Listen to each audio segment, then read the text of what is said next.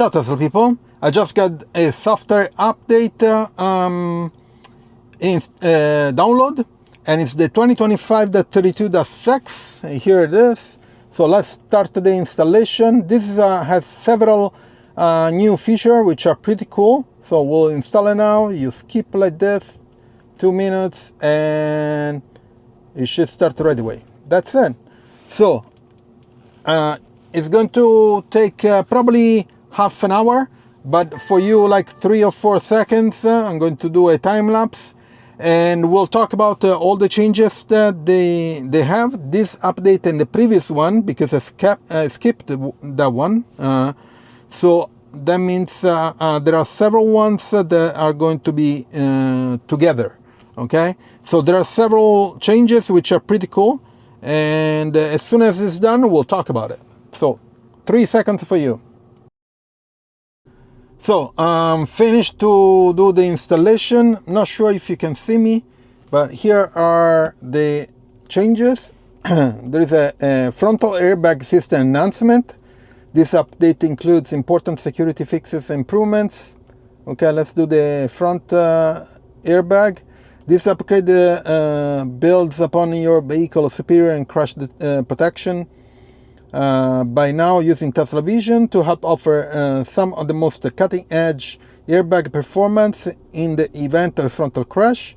Building on top of the regulatory industry crash testing, this release enables front airbags to begin to inflate and restrain occupants earlier in a way that the only Tesla integrated system are capable of doing, making your car safer over time, which this is pretty cool.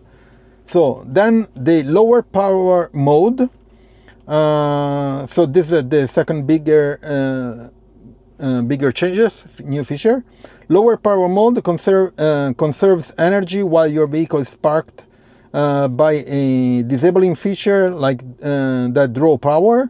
You can turn it on manually anytime for extended parking, or configure the battery percentage for automatic activation. So go to control, charging, sorry about that, control, charging, low power mode. So, and you see there is a blue dot, that means there is a new feature. So if you push there, you go to charging, and you go all the way down, and there is keep accessory power on, or you have this power mode, auto, and the threshold is you can change it, so it will switch on in auto at 20%. Okay, so if you put it on, instead it just says you see low power mode. While in low power mode, your vehicle continues to use energy for standby functions, screen activity, and Tesla app interaction. In cold weather, available energy may drop more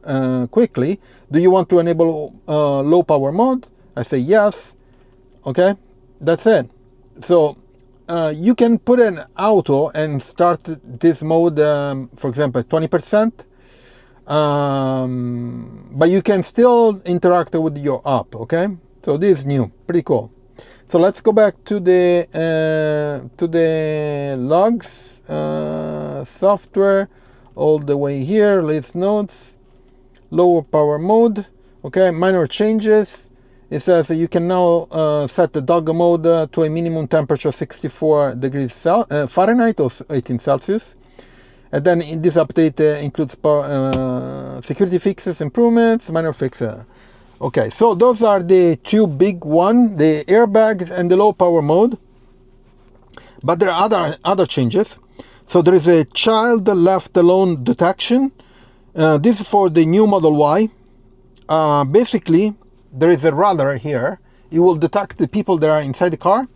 And if an unintended child is detected, the vehicle will flash the exterior indicator lights, play an alert tone, and send a notification to your Tesla app. This will repeat at regular intervals until you return to your vehicle. Cabin data is processed locally and is not transmitted to Tesla. This feature is enabled by default. To disable, go control safety child left alone detection. So if you go to, I don't have it, no, wait, These are for new Model Y. So I should not have it, right? So controls, and then you go to controls, safety, child left. No, child lock. So I don't have it here, okay? Yeah, it was correct. It's not available yet for normal Model Ys. Security improvements, okay? Rave Cave. Now, it's available worldwide for new Model S, new Model 3, new X, new Y, and Cybertrucks. So if you have the light goes around, the LED. Rave Cave now remembers your settings. If you enable it, you will turn up the vibes automatically upon shifting into park. And so go to App Launcher, Toy Box, Light Sync, okay? Then there is the Frontal AirBag. We talk about that. And what else? Low power mode, we talk about that. Minor updates. Dog mode, okay. Estimated battery range now incorporates additional characteristics related to battery aging. Oh, this is interesting. Legacy Model S and Model X. And then its update includes battery. Then there is a Grok reminder. This is not for me, but it's for new S, 3, new X, Y, Cybertruck, and it's undocumented. Now, with vehicle with Grok, basically in the US, which was introduced in update 2025.26, Tesla now distinguish a difference between holding down the microphone button or right scroll wheel or on older vehicles and just by tapping it. A long press of the button will activate the Grok, while a tap will activate the older voice command. Okay, so on the wheel here. Okay, so if you push a little bit, it's the voice command. If you hold it while push, it's Grok. With this update, Tesla is now reminding user they will need to hold down the mic button to activate Grok. Okay, and then Pin to Drive supports Start FSD from park. So it's now available in Italy. Model S, 3, X, Y, Cybertruck, and hardware 4 is undocumented. So Tesla futuristic Start FSD from park feature, which allows the vehicle to shift out of park and start driving. Basically, you can start FSD from park using the pin to drive. Okay, pretty cool. And now Drowsiness Detected.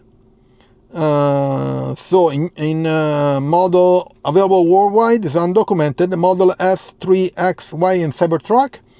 Newer Tesla vehicles have been detecting when a driver gets drowsy for a while now. However, with this update, Tesla is now recommending activating FSD instead of taking a break if it detects the driver getting drowning. Oh, that's pretty cool. So if you're tired, it tells you, why don't you switch on FSD? And then improve visualization. Okay, Tesla improved visualization. So some UI stuff. Bluetooth audio. Now there is often an audio delay while streaming content over Bluetooth. While this delay often goes unnoticed when playing audio files, it causes an audio sync issue when playing video on mobile devices. Okay, and then service mode improvements. This is available worldwide and documented for all cars. Software reinstall while an external power supply. The software reinstall button will be unavailable if the low voltage external power source is used to support the vehicle. Okay, that makes sense. And then there are a bunch of other stuff. So these are all the new features. There are several ones that are pretty interesting and some undocumented changes. Okay, so check out, these are all. Check out my Tesla referral. If you buy Tesla, use my referral code. Please put a like on the video, share it, turn on notification, and I'll see you on next video. Ciao Tesla people.